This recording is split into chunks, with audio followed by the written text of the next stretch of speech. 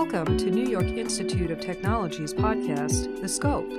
Produced by the College of Osteopathic Medicine, our episodes focus on the medical school experience and how it helps shape future physicians. Learn about exciting new health and wellness initiatives, cutting-edge medical research and technology, and how to effectively navigate medical school. We are excited to have you join us. Good afternoon, and welcome to the Scope podcast. My name is Lerone Clark, first-year medical student. Today, we are joined by senior leadership from NYIT College of Osteopathic Medicine. Please welcome Dr. Jerry Ballantyne, our outgoing dean and newly appointed executive vice president and chief operating officer for New York Institute of Technology, and our new appointed dean of NYITCOM, Dr. Nicole Wadsworth. Thank you both for joining us. Today, Dr. Ballantyne and Dr. Wadsworth will discuss their insights, experiences, expectations, and the future direction of NYITCOM and medical education. Dr. Ballantyne and Dr. Wadsworth, take it away. Thank you. I'm actually very excited to be here today, and especially to share the stage with Nicole, who I wish good luck as the new dean of the College of Osteopathic Medicine. Well, thank you very much, Dr. Ballantyne. It's very exciting. And I never, in all my planning, ever imagined I'd become dean in the midst of a pandemic. Obviously, a transition during a pandemic is different than any other transitions. There's, I guess, less pomp, less big events. But I think the transition in medical education is always important because as one person has gone a certain way, forged a certain path, somebody new coming in can now take that and move it a little bit different, put their own kind of character on this. And I think especially for the COM, this is very important. I was in many ways a non-traditional dean. So my background was very much from healthcare. And although I had been at NYIT for several years as vice president, I think the role of the next dean in many ways will be to rein in some of my ideas and crazy ways that I've moved the school and put her stamp on it and really add improving on some of the areas that I might have spent less time on. So I'm not sure what Nicole thinks about that, but that certainly gives her plenty to do for the next few years. Absolutely. Well, one of the exciting things for me as I transitioned into this role, following you, Jerry, is the course that you set around wellness and well-being. And one of the things that's been striking to me over the past 20 years is that we always haven't paid a lot of attention to that for medical students and physicians, very, very little. We just sort of turned them out and, okay, there you go, you're trained to be a good doctor. And the opportunity to pick up where you've started this tradition of wellness, well-being, addressing the entire person. I'm very much looking forward to that. I'm very excited to think about that a little bit more and continue to evolve that, because I think it's an opportunity for us to train students who not only are amazing physicians, which sort of just comes with the territory, but are amazing people and are well-rounded and can bring that into the patient care arena, which I think will really transform that experience. Thank you. It's a very good point. And because most of my career was spent in really seeing the end products of medical schools and end products of residency programs, even dealing with physicians in different parts of their lives. That's what I always saw lacking. I very rarely would find a physician whose clinical skills, whose intellectual skills were lacking, although, you find those as well. It was really the wellness of how they take care of themselves. The second component that hopefully we started, and I think there's a lot of work left at all medical schools across the United States, is really this concept of professionalism. We all kind of know what it means, and we tell the students, you have to be professional. But we don't really instill it in them every single day, every time they do something. It's really important for physicians to have a long, healthy, and happy career, not just to be well and feel well about themselves, but also to have this professionalism that will protect them in many ways from many of the mistakes and potential pitfalls that physicians face. I completely agree. And I think professionalism is part of that curriculum that is challenging. And partly as students start, one of the biggest chores I think we have as medical educators is to help students transition from a student identity to a professional identity. And if done so early on in a student's career, I think we start to set the stage for what it really means to be a professional and to continue to develop that skill over time, so that they go on to demonstrate those qualities that I think patients are really looking for. Another challenge for a student, they come into medical school ready to learn and to achieve at a high level, which they all are perfectly capable of. And we know that as they walk across our threshold, they have the credentials to be superstars. But these particular skills sometimes are met with a little bit of resistance because it's not obvious or apparent why it's so important now. And I think, again, that falls onto our shoulders as the educators to explain why. And, you play the way you practice. And if we can start to develop the professionalism identity early on, alongside of all the medical knowledge and all the skills that the students need to demonstrate across time, I think they'll be in a much better position as they enter residency and graduate medical education. Absolutely. And I think the struggle is, how do you teach this?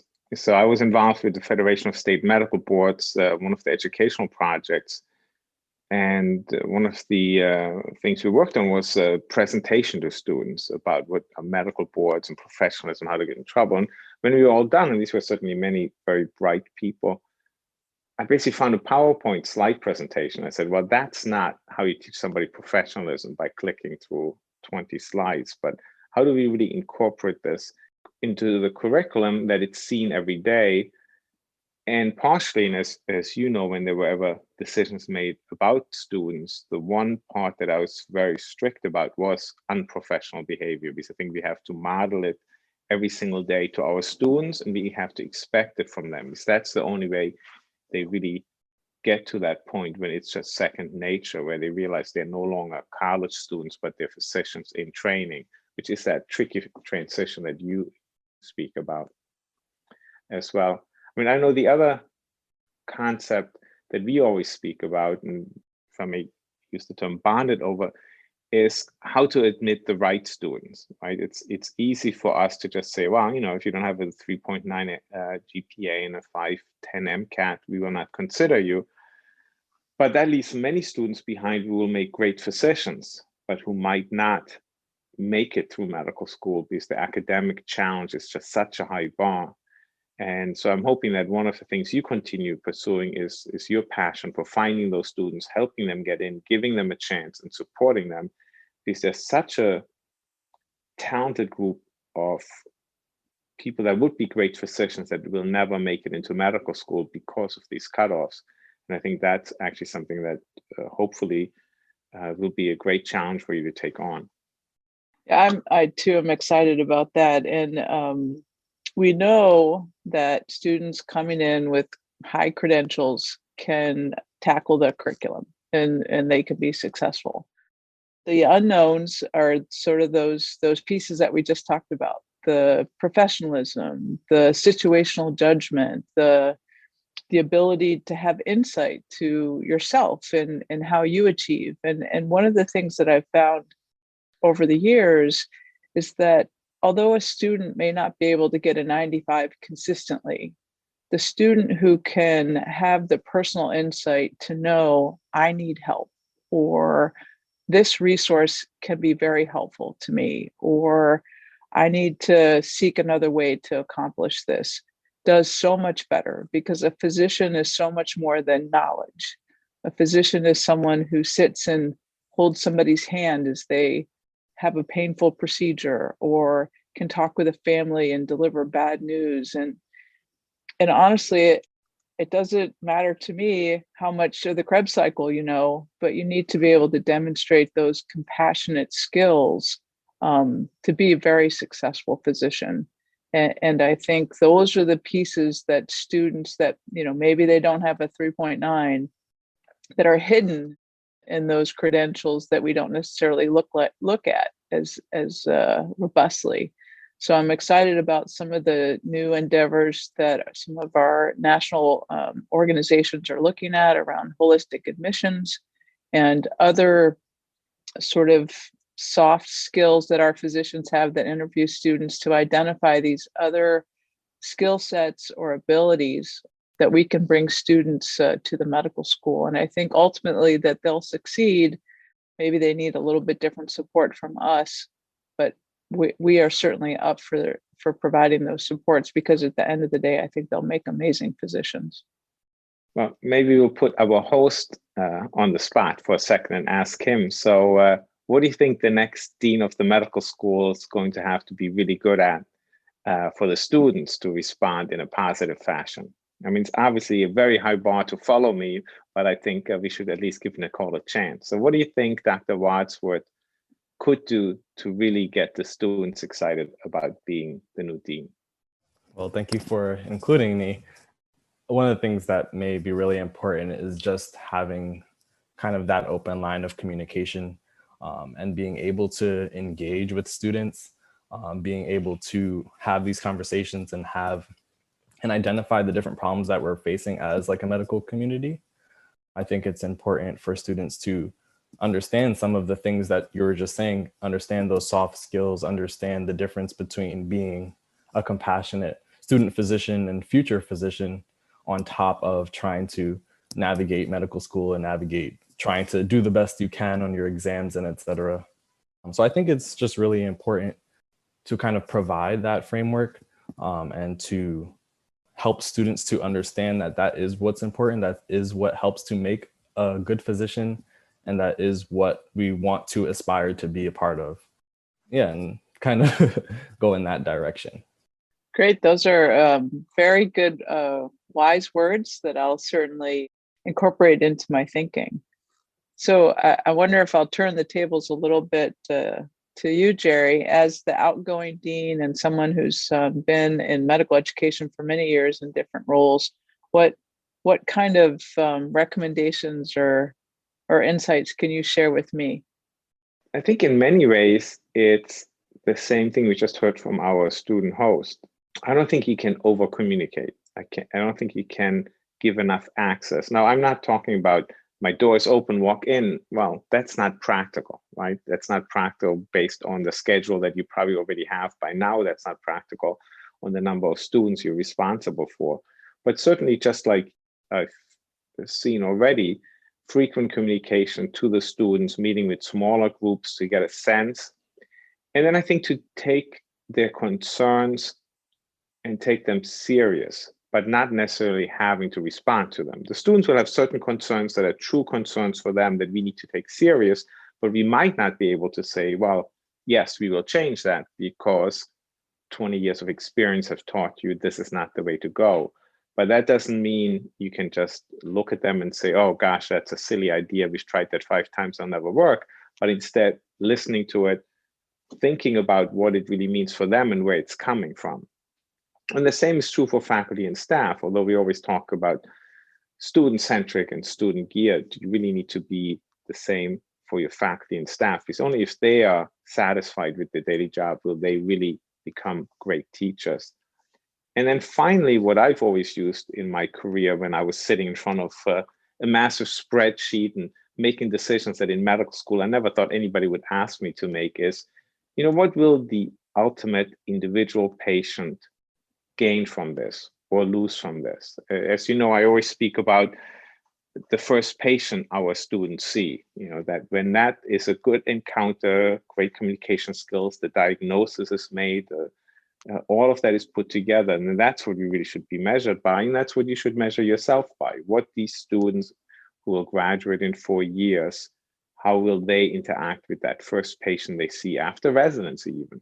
And I think that keeps us kind of grounded and able to really kind of realize what a privilege it is to be a dean, to be a faculty at a medical school, and ultimately to be a physician or physician in training.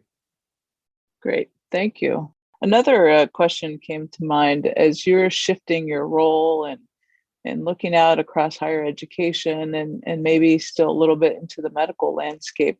What kind of things would you imagine or skills would be helpful as we continue our medical education endeavor beyond what we talked about? So compassion, professionalism, knowledge. What other things do you see that would be beneficial?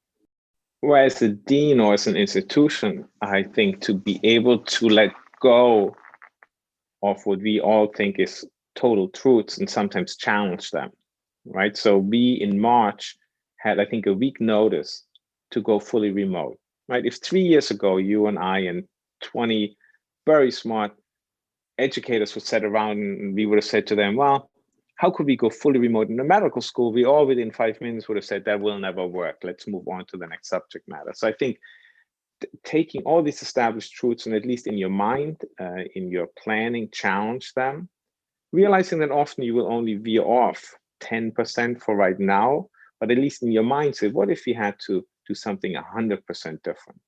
What if we had this or that? And that'll challenge you and that'll help you kind of improve the school without constantly just following other people's patterns. And, it's the flipped classroom. Okay, so everybody does the flipped classroom. Fine, we should do it. But let's not just follow those patterns. What's the next step in the flipped classroom? And I think, the program that you started, where all the lectures are released on a certain day so the students can plan their own week forward. I think that's great. I think those are the kind of projects that can improve the life of a medical student, can improve the educational outcomes, and can just make it an even better school.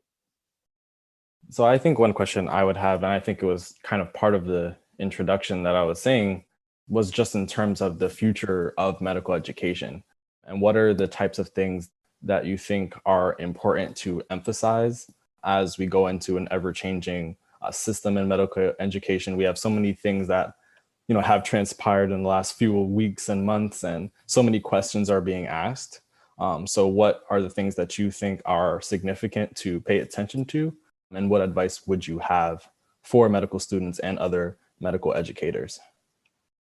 Great question. Well, certainly, if nothing else, and Jerry sort of alluded to this already, the last 12 months have taught us planning is helpful, but it's not everything. And being adaptable and thinking about the moment and perhaps what it looks like in the future can be very helpful. And I have the deepest sympathy for students going through medical education right now. And on the flip side, I'm super excited for them. They've experienced this in a way that many other people would not have had an opportunity to do so. And I think you'll take that into your career and it'll be quite meaningful. What's the future of telemedicine? We've certainly seen such a significant shift. That will be part of your practice, I suspect, and many people's practice. What does clinical education truly mean? And I think we're taking a deep look at that, as are many other people, to make sure that students have both the skills and experiences they need, and what else do they need to be successful. From our experience at NYIT, we certainly learned that students perform quite well in this environment from an assessment standpoint. So that's encouraging. How do we leverage that? How do we move forward with that sort of information to make sure students are continuing to achieve at this high level, but maybe augment their education in other ways? So I don't have a specific answer other than being adaptable, recognizing we can be adaptable, and trying to stay a little bit ahead of the curve will certainly help us be able to pivot as we need to. Yeah, and I would add to that the concept of being a patient advocate, even as a medical student. And you can be a patient advocate by getting involved in organized medicine, let's call it, by being in your county medical associations, being in larger organizations that represent specialties or other parts of medicine.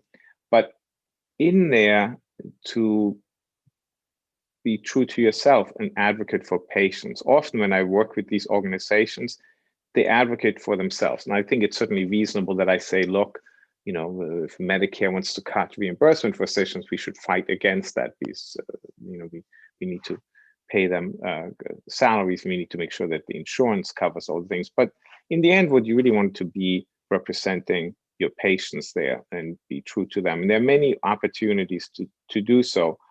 I was very involved in medical school, less involved as a resident and less involved as a young attending, because I had other things on my mind. But as I got more and more involved, I saw the value of being able to actually make changes.